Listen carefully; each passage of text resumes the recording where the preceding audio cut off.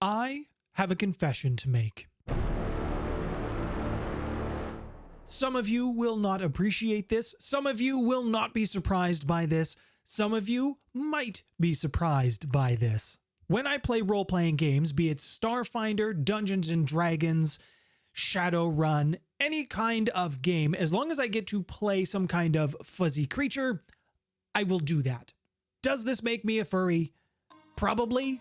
So today, I thought we should talk about the races that you can be that furries, scalies, even avians might be attracted to.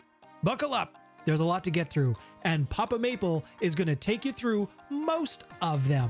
Starting off in the scalies category, and for those of you who don't know, this refers to any creature character that identifies more as lizard, dinosaur, even snakes. So we have to start off with the most obvious choice here, and that would be the Vesk. They are included in the core rulebook, and they are part of the Veskarium, an empire built entirely by giant, hulking, muscular space lizards. The lizard-like Vesk, they do stand close to 7 feet tall. As an empire, they are quite warlike, and they have adopted technological weapons, but they haven't sacrificed their magical side either. They are known for going out among the galaxy, conquering races, and enlightening them to the Vesk way of life, because it's just better. And if we're going to continue on the topic of scalies, then we really do need to talk about the Dragonkin. Dragons do exist within Starfinder, and the Dragonkin are no exception to this. They are a little bit smaller than their true dragon form counterparts. They hail from the planet Triaxis, which can be found in the Pact Worlds. Triaxis went through a period of major civil war between the Dragonkin, the dragons, and the Reforians. Now, if you wanted to play a lizard-like species that wasn't necessarily at war, then you're probably going to want to look at the Ikeshti. I've pronounced it as Ikeshti, but there's no H, so Ikeshti. They are native to the planet Akaton, and they kind of function a little bit like a swarm of insects, locusts that swoop in and devour everything. That is, if they are left unchecked.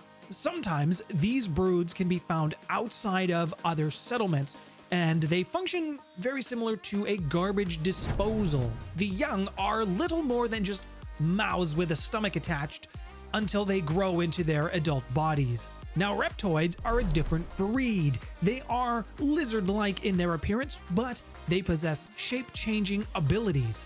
They are masters of disguise, deception, and infiltration. The number of Reptoids that have infiltrated any given society at the highest level of government or even the corporate ladder is entirely unknown. If you're looking for something more on the dinosaur side of things, like a raptor or a small T-Rex, look no further than the Hanakan. The Hanakan developed magical skills early on in their societal development.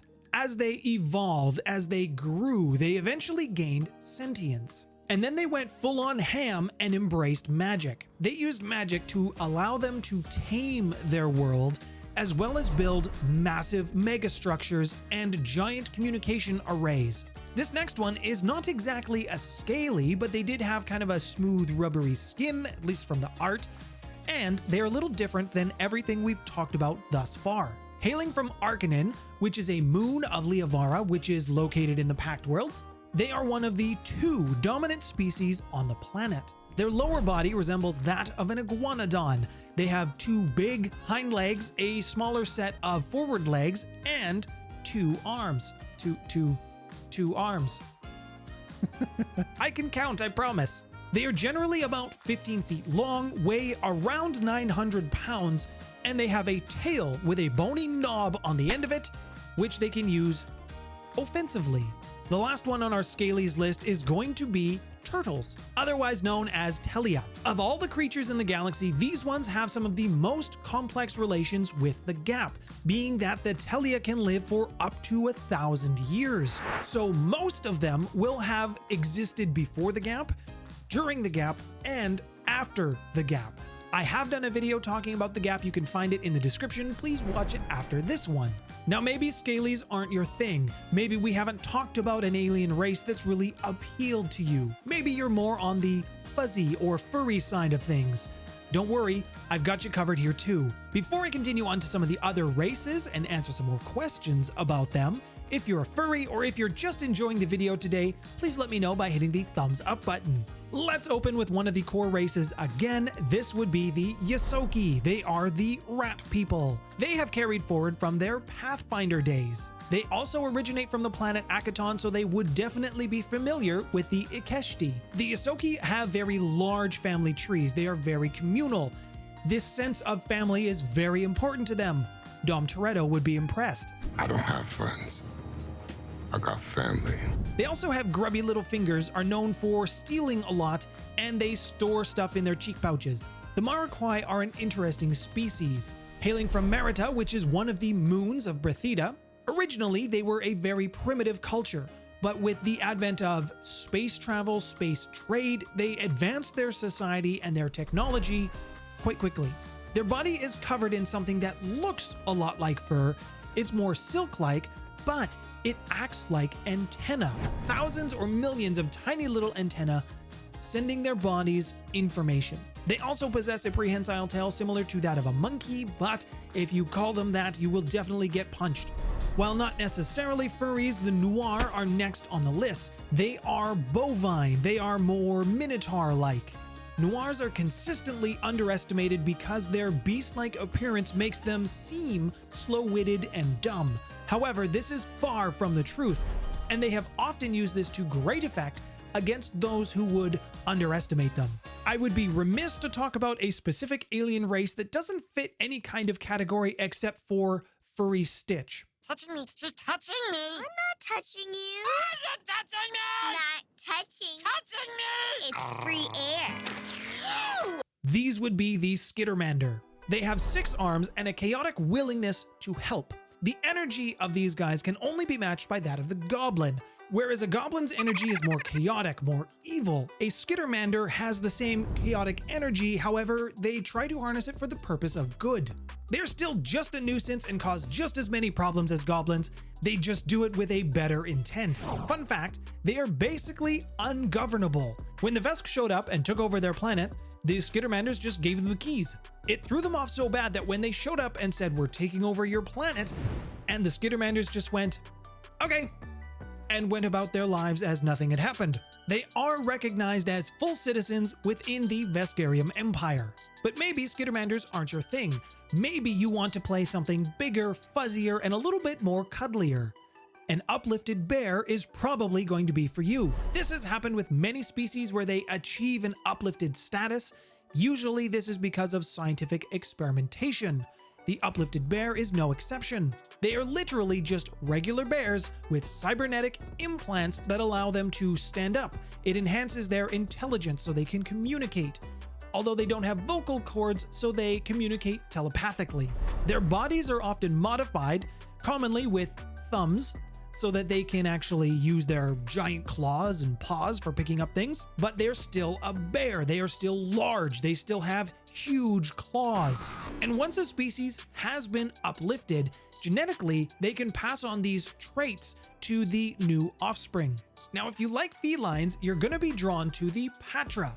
They are objectively the best race in Starfinder. The Vesk did capture their planet, not without some fierce resistance, and tensions are still high on Pulanis or Vesk 6. Ancient Pahtra society used to assign their roles, their societal roles, based on the color and the blotches of their fur patterns. In modern times, this practice has begun falling by the wayside. The younger generations are just not into it anymore. But fur patterns and fur colors can definitely run a full spectrum range. And canines, don't worry, we've got something here for you too. Wolf-like creatures with thick coats of fur, the Vlaka are a hardy species. Their home planet of Lajok is dying. It's because of this the Vlaka have taken to the stars. They are trying to find a new suitable homeworld. They are also very communal, as one needs to be when you're trying to survive in an extremely cold and harsh environment. It's also not uncommon for Vlaka to be born blind, to be born deaf, or to be born blind and deaf. Now, before I overload you with cute, we're gonna look at something a little weird. The Huitzplina are a species that were found by the Aslanti Empire. They came in, took over their planet because they wanted the resources, and they found this species living on the planet in the treetops. But the Aslanti didn't see any utility in capturing these creatures, involving them into their society, because unless you're human, the Aslanti just don't really care about you. And while the Huitzplina can look very primitive, they actually have some quite potent strength when it comes to precognitive abilities. Now, in case you were wondering, Starfinder does have an otter race, and they are definitely as cute as you think they are. What they discovered when the Brenneri went into space was that their empathetic nature resonated well in negotiations. They are excellent negotiators. And with great intention and skill, they were able to hone this empathic nature of theirs in their negotiation skills, and it's just a hallmark of the species. And they actually carry around some kind of bauble. It's extremely personal to each Brenneri, but it helps them in their negotiations. And let's not forget there is also a species of space camel. Known as the Dromada, they have stalk-like eyes that are kind of creepy. They are also kind of short. Their fur is soft, and they are also quite tasty, so they are a prime suspect as prey. If you like being a little bitch, this is the perfect race for you. We've definitely covered a lot of species in this video, but we're still not quite done. I have yet to cover the Avians for those of you interested in birds, and I have one special mention that I would like to address at the end of the video just because it's something weird. The first on the list here is the Espraksa. They are Avians, birds that hail from the planet of Nirun. There is a wide variety of biomes on Nirun, and depending on where the Espraksa grew up, this will account for their colorful plumage. The Espraksa are very tall, ranging on average 7 feet, but they don't weigh that much, coming in at an average of 175 pounds. It should also go without saying that the Espraksa, they can fly. Now the Strix are another race that you can play. They are more humanoid, but their wings sprout off of their back, and they are more akin to angels in this sense. They are, however, not angelic. For anyone who's not familiar with them, their size is quite large and quite imposing.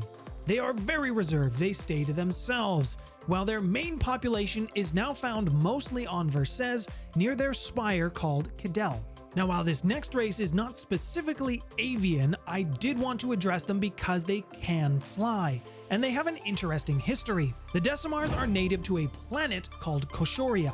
This is a world that is bathed in magical auras, magical energies.